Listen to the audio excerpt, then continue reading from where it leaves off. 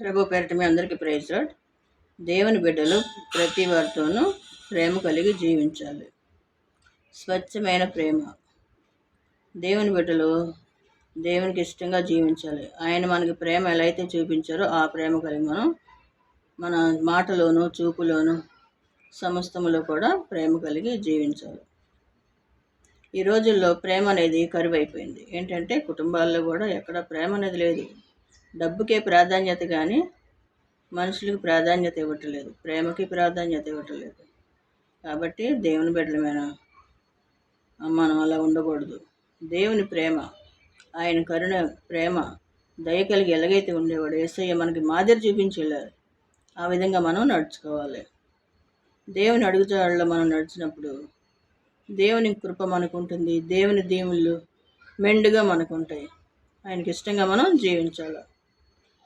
అప్పుడు దేవుడు సంతోషిస్తాడు. మనల్ని బట్టి ఎదుటి వారికి మాదిరికరంగా జీవించాలి. దేవుని కృప అందరికీ తోడుగా ఉంటుంది. ఆమేన్.